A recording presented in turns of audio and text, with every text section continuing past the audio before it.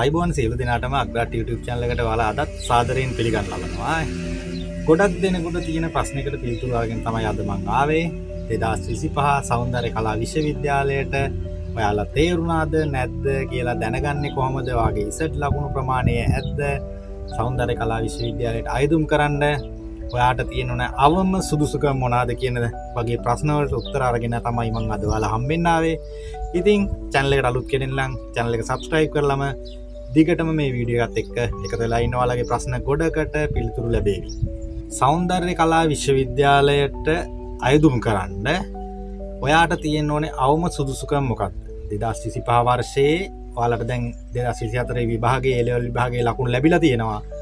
ඒ ලකුණුත් එක්ක මට ළමයි ගොඩාක් දෙනෙක් මට මැසේජ් කරා, කෝල් කරා, මගේ WhatsApp නම්බර් එකට කතා කරලා ඇහුවා මගේ ලකුණු මෙහෙවා සර්, මගේ ඉසෙට් ලකුණ මේවා, මට තියෙන්නේ A මාක්ස් මෙහෙම, B මාක්ස් මෙහෙම සර්, මට සෞන්දර්ය කලා විශ්වවිද්‍යාලයට අයදුම් කරන්න පුළුවන්ද? මේ වගේ ප්‍රශ්න ගොඩක් ඇහුවා. ඉතින් මේ ප්‍රශ්න වලට පිළිතුරු තමයි මම මේ අරගෙන එන්නේ. ඉස්සරහට වීඩියෝ කීපයකින් ඔයාලට ඒවට පිළිතුරු ගේන්න මම බලාපොරොත්තු වෙනවා. ගොඩක් දෙනෙක් අහපු ප්‍රශ්න කිහිපයකට උත්තර අරගෙන තමයි දැන් මම මේ ඔයාලා හම්බ වෙන්නේ.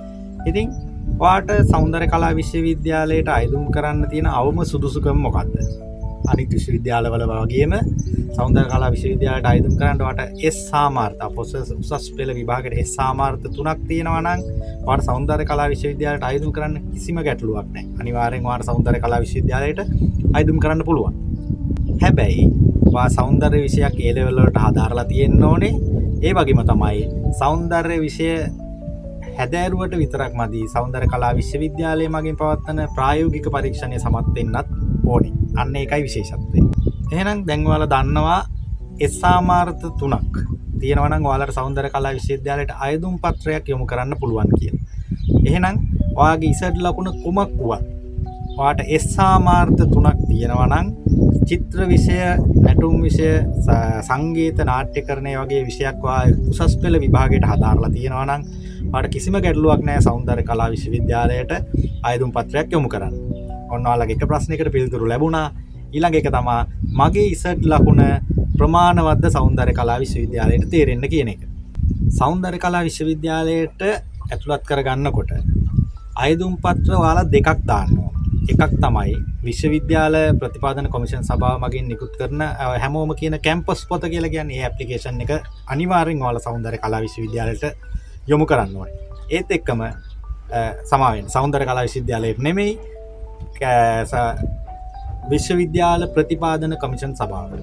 ඒත් එක්කම සෞන්දර්ය කලා විශ්වවිද්‍යාලයට ඇතුළත් වෙන්න බලාපොරොත්තු වෙන ඉන්න ළමයෙක් අනිවාර්යෙන් විශ්වවිද්‍යාලය මගින් පවත්වන ප්‍රායෝගික පරීක්ෂණයට අයදුම් පත්‍රයක් යොමු කරන්න ඕනේ. ඒකට ඔයාලා අනිවාර්යෙන් අයදුම් පත්‍ර දෙකක් යොමු කරන්න ඕනේ.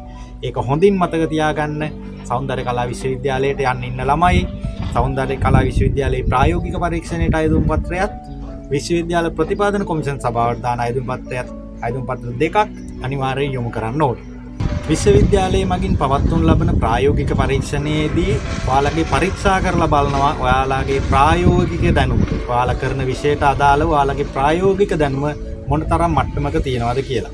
ඔයාලා චිත්‍ර, නැටුම්, සංගීත මොන විෂයට A සාමාර්ථයක්, B සාමාර්ථයක්, C සාමාර්ථයක් ගත්තත් ඔයාට විශ්වවිද්‍යාල ප්‍රතිපාදන කොමිෂන් සභාවට අයදුම් පත්‍රය යොමු කරන්න පුළුවන්කම තිබුණත්, ඔයාගේ ලකුණු ප්‍රමාණය විශ්වවිද්‍යාලයට යන්න ඇති වුණත් ඔයාට සෞන්දර්ය කලා විශ්වවිද්‍යාලයට යන්න බෑ. විශ්වවිද්‍යාලය මගින් පවත්වනු ලබන ප්‍රායෝගික පරීක්ෂණය සමත් වෙන්නේ නැතුව. ඒ හින්දා ඔයාගේ ප්‍රායෝගික දැනුම පරීක්ෂා කරලා ඔයාගේ ප්‍රායෝගික දැනුම පරීක්ෂා කරලා පවත්වනු ලබන විභාගයට, ඒ කියන්නේ ප්‍රායෝගික පරීක්ෂණයට ඔයාලා අනිවාර්යෙන්ම මුහුණ දෙන්න ඕනේ. එසේ මුහුණ දුන්නට පස්සේ විශ්වවිද්‍යාලය මගින් තීරණය කරනවා මෙන්න මේ ශිෂ්‍යයන් ප්‍රමාණය සෞන්දර්ය කලා විශ්වවිද්‍යාලය මගින් පවත්වන ප්‍රායෝගික පරීක්ෂණයේ සමත් වෙලා තියෙනවා කියලා.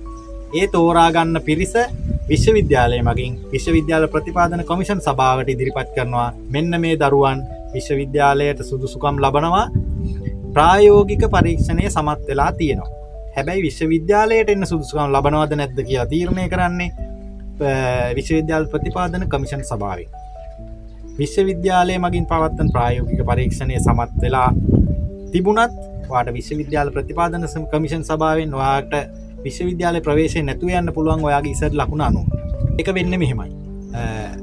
එක් දිස්ත්‍රික්කයන් වල එක් දිස්ත්‍රික්කයන් වල විශ්වවිද්‍යාලයට ගන්න දරුවන් ප්‍රමාණය වෙනස්. සමහර දිස්ත්‍රික්කේ ළමයින් දෙන්නෙක් 3 දෙනෙක් ගන්න පුළුවන්. සමහර එකක 10ක් 15ක් ගන්නත් පුළුවන්. ඒක තීරණය වෙන්නේ ඒ දිස්ත්‍රික්කවල ඉන්න විභාගයට අයදුම් කරපු දරුවන් ප්‍රමාණය ගැන, ඒ දිස්ත්‍රික්කවල තියෙන පහසුකම් ප්‍රමාණය අනුව, එහෙම කෝටා එකක් අනුව තමයි විශ්වවිද්‍යාලයට දරුවන් තෝරා ගන්න. එහෙම තෝරා ගැනීම ඒවා නිර්ණය කරන්නේ විශ්වවිද්‍යාල ප්‍රතිපාදන කොමිෂන් සභාව විසින්. විශ්වවිද්‍යාලය මගින් පවත්වන විභාගය ඔබ සමත් වෙලා බව විශ්වවිද්‍යාල ප්‍රතිපාදන කොමිෂන් සභාවට දැනුම් දුන්නට පස්සේ විශ්වවිද්‍යාල ප්‍රතිපාදන කොමිෂන් සභාවෙන් ඔයාලගේ ඉසඩ් ලකුණ අනුව ඒ දිස්ත්‍රික්කයේ සෞන්දර්ය කලා විශ්වවිද්‍යාලය අයදුම් කරලා තියෙන දරුවන්ගේ නාම ලේඛනයක් සාදලා ඊට පස්සේ ඒකේ විශ්වවිද්‍යාලයේ පවත්වපු විභාගේ පාස් වෙච්ච ළමයි ටික පිළිවෙලින් එයාලා සිලෙක්ට් කරනවා. සිලෙක්ට් කරාට පස්සේ ඔයාලා විශ්වවිද්‍යාලයට අයදුම් කරපු දිස්ත්‍රික්කය අනුව ඒ දිස්ත්‍රික්කයේ විභාගයේ පාස් වෙච්ච සහ ඒ කියන්නේ සෞන්දර්ය කලා විශ්වවිද්‍යාලයේ ප්‍රායෝගික පරීක්ෂණයේ පාස් වෙච්ච සහ ඉසඩ් ලකුණ වැඩිම පිරිස විශ්වවිද්‍යාලයට තේරෙනවා. ඒ විදිහට තමයි සෞන්දර්ය කලා විශ්වවිද්‍යාලයට තෝරාගන්නේ. මේ කියන විදිහට ඔයාලට තේරෙනවා ඇති සෞන්දර්ය කලා විශ්වවිද්‍යාලය මගින් පවත්වනු ලබන ප්‍රායෝගික පරීක්ෂණයක්. ඔයාගේ ඉසඩ් ලකුණත් යන දෙකම වැදගත් වෙනවා සෞන්දර්ය කලා විශ්වවිද්‍යාලයට ඇතුළත් වීමට. ඒ හින්දා මේ දෙකම ගැන ඔයාලා උනන්දු වෙන්න වෙනවා. ගොඩක් ළමයි මට කතා කරලා තිබුණා සර් ගිය අවුරුද්දේ මේ දිස්ත්‍රික්ක වලින් අරන් තියෙන මේ වගේ ඉසඩ් ලකුණු ප්‍රමාණයකින් මේ ඉසඩ් ලකුණු ප්‍රමාණයකින් ඊට වැඩිය මට අඩුයි. ඊට වැඩිය මට වැඩි. ඒ හින්දා මට විශ්වවිද්‍යාලයට අයදුම් කරන්න පුළුවන්. ඒක තීරණය වෙන්නේ මම ඉස්සරලා කිව්වා වගේ ඒ දිස්ත්‍රික්කයන් වලින් සෞන්දර්ය කලා විශ්වවිද්‍යාලයේ අයදුම් කරලා තියෙන දරුවන්ගේ ප්‍රමාණය සහ ඒ දිස්ත්‍රික්කයන් වලින් විශ්වවිද්‍යාලයට බඳවා ගන්න දරුවන්ගේ ප්‍රමාණය මත. මං හිතනවා මං පැහැදිලි කරපු එක ඔයාලට තේරෙන්නේ නැති කියලා. මෙන්න මේ වගේ දේවල් ගැන හොඳ අවබෝධයෙන් යුතුව ඔයාලා විශ්වවිද්‍යාලයට අයදුම් පත්‍රය විශ්වවිද්‍යාල ප්‍රතිපාදන කොමිෂන් සභාවට අයදුම් පත්‍රය යොමු කරන්න. ඒත් එක්කම ඔයාලට මොනවා හරි ගැටලුවක් තියෙනවා නම් මේකට කමෙන්ට් එකක් දාන්න. මම ඔයාලට අනිවාර්යෙන් පිළිතුරු දෙනවා. මට පුළුවන් හැම අවස්ථාවක මම ඔයාලගේ කමෙන්ට්ස් වලට පිළිතුරු දෙනවා. මොන හරි ගැටලුවක් තියෙනවා නම් මගේ අනිත් වීඩියෝස් වල බලන්න. මගේ WhatsApp නම්බර් එක තියෙනවා. normal calls ගන්න එපා. මම ලංකාවේ නෙමෙයි ඉන්නේ දැන්. ඒ හින්දා ඔයාලා WhatsApp අනිවාර්යෙන් පණිවිඩයක් දාන්න. මම WhatsApp message එකක් දාන්න. මම ඒකට පිළිතුරු දෙන්නම්. ඕනනම් කතා කරන්න. හැබැයි රැයට දවල් මම වැඩ කතා කරන්න එපා. රාත්‍රියට ගන්න කෝල් එකක්. එතකොට මං අවශ්‍ය දරුවෝ ඉන්නවා නම් මට කතා කරන්න මම පිළිතුරු ලබා දෙන්නම්. විශේෂයෙන්ම කියන්න තවත් දෙයක් තියෙනවා. සෞන්දර්ය කලා විශ්වවිද්‍යාලයට මාව නොතේරෙයි මම ඉන්නේ වැට උඩ. අපි කතාවට කියන්නේ වැට උඩ ඉන්නවා. ඒ වගේ නිකන් අදහසක් තියෙනවා නම් ඔයාලා අනිවාර්යයෙන්ම ඊළඟ පාර විභාගයට සූදානම් වෙන්න. මොකද මම එහෙම කියන්නේ ඔයාලා බැරි වෙලාවත් සෞන්දර්ය කලා විශ්වවිද්‍යාලයේ ප්‍රායෝගික පරීක්ෂණයේ අසමත් වුණොත් මම ප්‍රාර්ථනා කරනවා මේ වීඩියෝ බලන කිසි කෙනෙකුට ඒ වෙන්නේ නොවේවා කියලා. එහෙම අසමත් වුණොත් ඔයාලට සෞන්දර්ය කලා විශ්වවිද්‍යාලයට ඔයාගේ ඉසඩ් ලකුණු කොච්චර ලොකු වුණත් ඔයාට යන්න බැරුව යනවා. ඒ හින්දා අනිවාර්යෙන්ම ඔයාලා විභාගය කරන්න. ඒ ලෙවල් විභාගේ නැවත අයදුම් කරන්න. ඒ කියන්නේ අවම ලකුණු තියෙන අය. දැන් ඉසඩ් ලකුණු ගොඩක් ලොකු එකක් තියෙන කෙනෙක් නම් ඔයාලට පුළුවන් වෙනත් විශ්වවිද්‍යාලයක ඊළඟට ඔයාලා දෙවෙනියට ඉල්ලුම් කරලා තියෙන විශ්වවිද්‍යාලේ ඔයාලට ලැබෙන ඉඩකඩ බොහෝ වැඩි. මොකද සෞන්දර්ය කලා විශ්වවිද්‍යාලයට තේරුම් නැත්නම් ඊළඟට අයදුම් කරලා තියෙන දෙවෙනි විශ්වවිද්‍යාලය සලකා බලනවා. එතකොට දෙවෙනි එකට හෝ තුන්වෙනි එකට තේරෙන්න තියෙන ඉඩකඩ බොහෝ වැඩි. ඒ හින්දා එයාලට ගැටලුවක් වෙන්නේ නැහැ. මං කිව්වේ අවම ලකුණු නිකන් සාමාන්‍ය 0.0 ගණන් වලින් වගේ ඉසඩ් එක යනවා නම් ඔයාලා කෝකටත් හොඳයි නැවත උසස් පෙළ විභාගයට පෙනී සිටින්න අයදුම් පත්‍රයක් යොමු කර තිබීම. මොකද මොනවා හරි ගැටලුවක් වුණොත් නැවත ඔයාලට විභාගය කරලා නැවත වතාවක් උත්සාහ කරන්න පුළුවන්. හැම අවුරුද්දකම මෙතෙක් පැවැත්විච්ච හැම අවුරුද්දකම සෞන්දර්ය කලා විශ්වවිද්‍යාලයට ප්‍රායෝගික පරීක්ෂණයක් පැවැත්වුණා. මම දැනට තොරතුරු සොයමින් සිටිනවා මේ අවුරුද්දේ ප්‍රායෝගික පරීක්ෂණය ඒ විදිහටම තියෙනවද කියලා.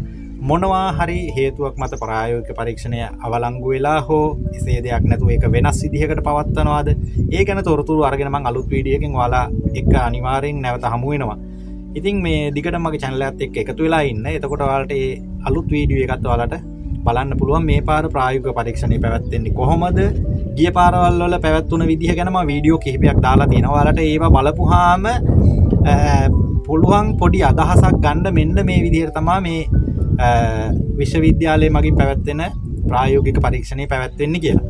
ඒ වුණාට මේ අවුරුද්දේ කොයි විදිහටද මේක පැවැත්වෙන්නේ කියන එක ගැන මම ඉස්සරහට වීඩියෝ ටිකක් අරන් එන්නම් මට තොරතුරු ලැබුණ ගමන්. ඉතින් මගේ channel එකත් එක්ක දිගටම එකතු වෙලා ඉන්න. මේ වීඩියෝ එක බලපු ඔයා වගේම සෞන්දර්ය කලා විශ්වවිද්‍යාලයට යන්න බලාපොරොත්තු වෙමින් ඉන්න ඔයාලගේ යාළුවෙකුටත් බලා ගන්න මේ වීඩියෝ එක ෂෙයා කරන්න. එහෙනම් හැමෝටම සුබ දවසක්. අපි නැවත හමු වෙමු. මොනවා හරි ගැටලුවක් තියෙනවා නම් කමෙන්ට් එකක් දාන්න. WhatsApp නම්බර් එක තියෙනවා. මැසේජ් එකක් දාන්න. කෝල් එකක් දෙන්න. එන හැමෝටම සුබ දවසක්. නැවත හමු වෙමු.